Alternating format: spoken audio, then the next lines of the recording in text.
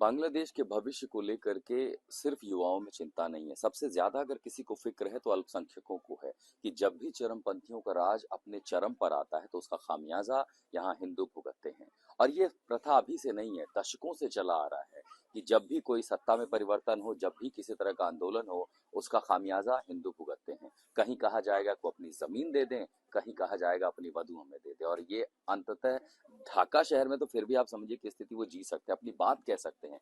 आप सोचिए कि जो सुदूर चिटगांव जैसे दूसरे इलाकों पर हैं, जहां हिंसा की कई बार तो घटनाएं भी सामने नहीं आती। और इसीलिए बांग्लादेश के अल्पसंख्यकों को लेकर के ये जरूरी है कि पूरी दुनिया देखे कि उनके साथ इस तरह का भेदभाव, हिंसा, प्रताड़ना आखिर कैसे रोकी जा सकती है। क्यों बांग्लादेश में चरमपंथी इस समय उत्पात मचा रहे हैं, जिसका खामियाजा अल्पसंख्यकों को, हिंदुओं को भुगतना पड़ रहा है। पूजा पाठ आप मंदिर में करते हैं, इस तरह के कपड़ों में अपनी सोसाइटी के बाहर जा पाते हैं क्या?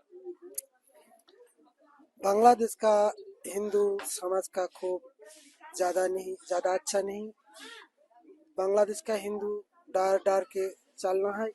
बांग्लादेश के हिंदू जो जो चल रहा है सो जगह में खूब डर है। हम आपके सोसाइटी जो समाज की लड़कियां हैं, हिंदू यहाँ पर महिलाएं हैं जो बाहर जाती हैं, उनको लेके अब फिक्र पहले ज्यादा होती थी, अब ज्यादा होती पहले भी थी, अभी और ज्यादा है, क्योंकि हम लोग थोड़े आगे आगे के अगर घटना देखें तो हमारे जो सनातन संप्रदाय का जो महिला या फिर जो हमारी बहन है, उन लोगों को अपहरण किया जा रहा है, धर्षण किया जा रहा है। इस संप्रति में एक घटना हुआ कुमिल्ला में, मुरादनगर। वहां पर एक गृहवधू जो सनातन की थी, उसको दिन दहाड़े गेट तोड़ के उसको वहां पर बलात्कार किया गया। है। शहर में तो इस तरह की घटनाएं नहीं हो रही। शहर में भी हो रही है, लेकिन ये हमारे मतलब सामने नहीं आ रहा है। ठीक है, बांग्लादेश का जो सनातन का, जहां पर भी जो सनातन है वहां पर भी वो लोग का ज्यादा जो एक सिक्योरिटी सिस्टम होता है वो ठीक नहीं है। धर्म के आधार में टारगेट किया जा रहा है और धर्म को लेकर मतलब एक ऐसा माहौल बना दिया गया है कि आप सनातन हैं तो आप इंडिया का रॉ हैं, हिसाब ऐसा हो गया है। लेकिन हम यही बताना चाहते हैं कि बांग्लादेश किसी का बाप का नहीं है। बांग्लादेश जितना मतलब बांग्लादेश में जो और संप्रदाय जितना योगदान है, सनातन सनातन का भी उतना ही है। क्योंकि बांग्लादेश में जो जब 1971 में जब ये देश जब एक युद्ध परिस्थिति था, उस समय में सनातन का बहुत वीर योद्धा योगदान दिए हैं। जैसे जगत ज्योति दास थे, जिनको देख के मतलब जो पाकिस्तानी जो मिलिट्री थे उन लोगों का बुरा हाल था। तो ये सब के ऊपर विचार करना चाहिए हम लोगों को। धर्म को टारगेट करके ऐसा करना ठीक नहीं है। आधी रात के समय ढाका के वाडी इलाके में ये हिंदू समाज इसलिए इकट्ठा हुआ है कि वो अपनी बात पूरी दुनिया को बता सकें कि जो कुछ हमने दीपुदास के साथ देखा, उत्सव मंडल के साथ देखा, अगला नाम इनमें से किसी का ना हो। क्योंकि बांग्लादेश की यह हकीकत है कि जो इस समय प्रताड़ना है वो अल्पसंख्यक हिंदू झेल रहे हैं। और यह हिंसा आजकल की नहीं है, 1.5 साल की है। पिछले जब से जुलाई अपराइजिंग शुरू हुआ है, बांग्लादेश में रहने वाले हिंदुओं की स्थिति कैसी है?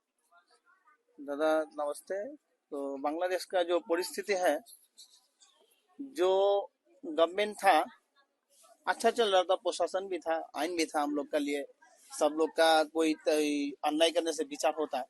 लेकिन अब जो हम लोग देख रहे हैं बांग्लादेश के अंदर, आप जो एक तो देखे उत्सव मंडल के बाद जो रंगपुर में हम लोग का रविदास संप्रदाय जो ही अब रूपलाल रविदास, उसका बाद उसका ही सज्जन और एक आदमी था, 2 आदमी के चोर समझ के ऐसा मार के जान से मार दिया। उसके बाद भी हम लोग कोई विचार नहीं मिला, हम लोग कोई विचार नहीं पाए। 2 आदमी या 3 आदमी का अरेस्ट किया प्रशासन, उसके बाद कोई विचार नहीं पाए। आज जो बांग्लादेश का परिस्थिति आप देख रहे हैं, जो दीपू चंद्र दास कोई अन्याय नहीं किया, कोई बात नहीं किया, उसका साथ जो हुआ सारा वर्ल्ड देख रहा। तो हम लोग बांग्लादेश का जो माइनॉरिटी है, हम लोग शांति से रहना चाहते हैं। हम लोग का साथ जो अन्याय हो, हम लोग अन्याय के विचार मांगते हैं। आज दीपू चंद्र दास के ऊपर जो अन्याय हुआ, इस अन्याय का विचार हम लोग चाहते हैं। जो लोग आसामी है, जो लोग उसको मारे हुए हैं, उस लोग को हम लोग फांसी चाहते हैं। ऐसा राज्य चाहिए जहाँ पर कोई धर्म देखकर विचार नहीं चलेगा। जो भी अन्याय करेगा उस अन्याय का प्रतिरोध हम लोग चाहते हैं। आज देखिए विचार हम लोग पा रहे नहीं। ग्रामगंज ऐसा भी जगह हम आज भी खबर में देखा चिटागंग में, चाटगांव घर में जला दिया। घर जला दिया। मैं इस समय ढाका के उस इलाके में हूँ जहाँ जो इलाका है ये अल्पसंख्यक हिंदुओं का है, वाडी इलाका है। और दिन में बहुत सारे लोग अपनी अपनी व्यस्तताओं में, और बहुत सारे लोग बात भी करने में झिझक रहे थे, डर भी था। तो हमने रात का समय सुना, तो रात को 10 बजे मैं अपने होटल से निकला हूँ, इन जगहों पर आया हूँ इस इलाके में। और ये तमाम हिंदू समाज के वो सदस्य हैं जो बात करने के लिए तैयार हुए। दरअसल 5 अगस्त के बाद, 5 जुलाई के बाद जो प्राइजिंग हुई थी, तब भी इन इलाकों में खतरा ज्यादा था। लोग अपने अपने घरों की हिफाजत कर रहे थे लूटपाट से, और ऐसा ना हो कि कट्टरपंथी हमला कर दें।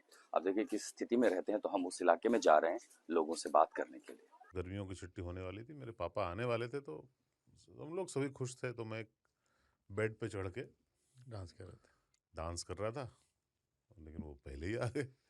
फ्रीज। तो मैं उस समय तो कंटिन्यू नहीं कर सकता था ना, तो फ्रीज फ्रेम टाइप का हो गया। कसम पैदा कर